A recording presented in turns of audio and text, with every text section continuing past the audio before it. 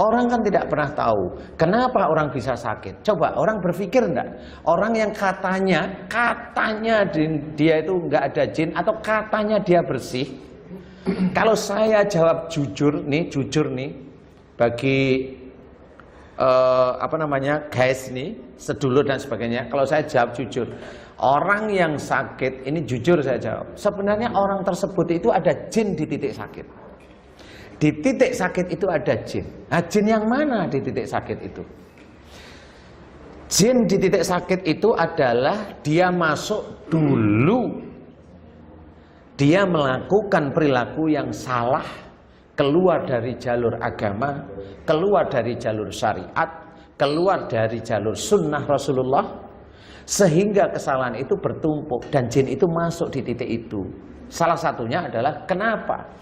Saya menjawab, kalau seseorang itu sakit di punggung bagian bawah, di tulang ekor, di daerah-daerah dekat situ, itu selalu hampir sama. Menyimpan, marah, dengan tinggal umur. Kalau umur di bawah 45 dengan orang tua. Kalau umur di atas 45 dengan pasangan. Kenapa itu seperti itu? Karena memang jinnya itu di titik itu, yang gerombolnya. Nah, di titik itulah sebenarnya mereka tidak akan pernah paham. Saya cerita sekarang, itu jin. Jadi, semua orang kenapa saya bilang di tubuh orang itu banyak jin, saya sih senyum-senyum. Saya nggak pernah menyalahkan saudara-saudara saya. Karena sebenarnya di titik sakit itulah, mau dia gagal ginjal, mau dia kena TBC, mau dia kena gatal-gatal, mau dia kena batuk ini. Walaupun batuk, pusing. Semua penyakit ini jin, makhluk Allah Ta'ala. Sebagian bisa diredam, saya nggak bilang disembuhkan, diredam dengan obat-obat teman-teman kita dokter, diredam, saya nggak bilang disembuhkan, karena penyakit itu akan muncul lagi pasti. Ya, itu sebenarnya jin, siapapun orangnya. Orang yang dia bilang pembenci jin nomor 1 di dunia ini, di Indonesia lah paling tidak. Di Indonesia aja. Orangnya siapa? Oh, biasa ngejar-ngejar orang, yang nyala-nyalain orang. Itu dia juga sama. Kalau dia gatel-gatel, ya itu jin. Kalau dia batuk, ya itu jin. Kalau dia itu kalau ngomong matanya melotot, ya itu jin juga, sama. Paham sekarang? Makanya kalau saya ada orang yang kena jin, sihir, saya selalu tersenyum. Kenapa? Loh, termasuk saya sendiri juga ada jin di tubuh saya. Saya berusaha berubah karena apa? Karena saya berusaha menghilangkan jin yang ada dalam tubuh saya. Dengan apa? Berperilaku seperti cara-cara akhlaknya Rasulullah. Itu bicara santun. Kalau bicara kasar, ini omongan mulut itu banyak jin. Salah satunya sariawan. Sariawan itu juga jin. Makanya kalau minum vitamin C nggak pernah bisa sembuh. Nanti muncul lagi. Karena apa? Ya itulah jin. Kalau dia nggak pernah berusaha untuk belajar jadi baik, sariawan itu tetap ada. Nah, kalau ada anak kena kanker, sama. Yang salah siapa? Orang tuanya. Kenapa bisa kanker? Karena orang tuanya si anak ini marah, jengkel kepada orang tuanya lagi, atau kakek neneknya si adik yang sakit ini. Itu kenapa? Itu karena jin. Loh, kenapa jin dimasukkan? Itu atribut dari Allah Ta'ala, dimasukkan ke tubuh, kemudian dimunculkan oleh Allah Ta'ala dalam bentuk sakit. Makanya di dalam Quran diceritakan, wa ma asabakum min musibatin fa bima kasabat aydikum. Itu jelas, apa saja musibah yang kau terima itu disebabkan dari buah tanganmu sendiri. Allah itu nggak salah. Yang salah itu orangnya yang sok pinter, nggak ngerti dalil asal. Lah, ya itu jadinya nyalahkan saudara-saudaranya sendiri. Padahal dia itu lupa kalau dia salah. Kenapa? Kalau dia tidak paham tentang penyakit ini, dia nggak bisa. Tapi kenapa pasien-pasien saya pada waktu saya bilang, Mbak, Ibu, Pak, ada nggak kejengkelan yang disimpan di dalam keluarga, entah sama orang tua atau sama istri atau sama suami? Dia jawab, saya sering menyimpan jengkel dengan pasangan hidup saya. Boleh, mulai hari ini maafkan dia karena Allah Ta'ala. Beliau mau, kemudian langsung penyakitnya hilang. Kenapa penyakit itu bisa hilang secepat itu?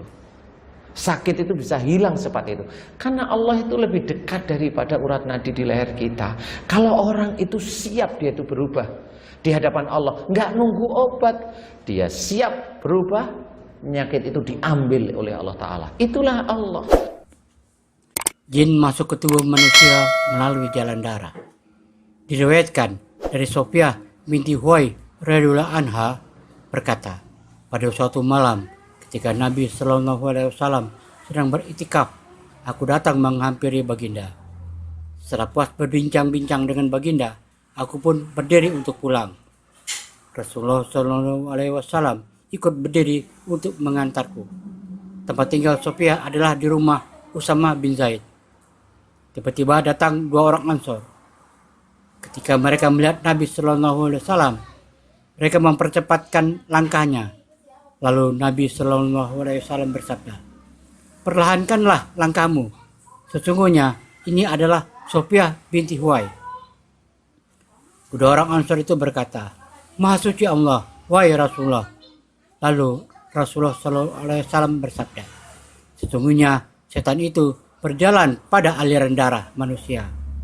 Sebenarnya aku khawatir ada tujuan buruk atau yang tidak baik dalam hati kamu berdua.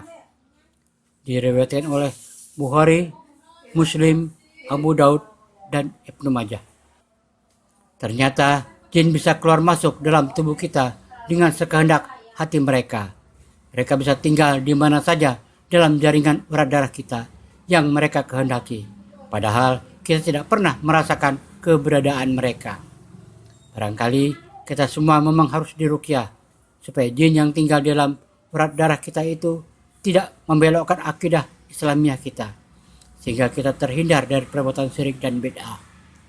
Tidak terkecuali orang-orang yang ahli meruqyah, jin mempunyai kemampuan untuk masuk ke pembuluh darah yang memiliki sifat seperti sentruman yang dapat mengalir ke tubuh.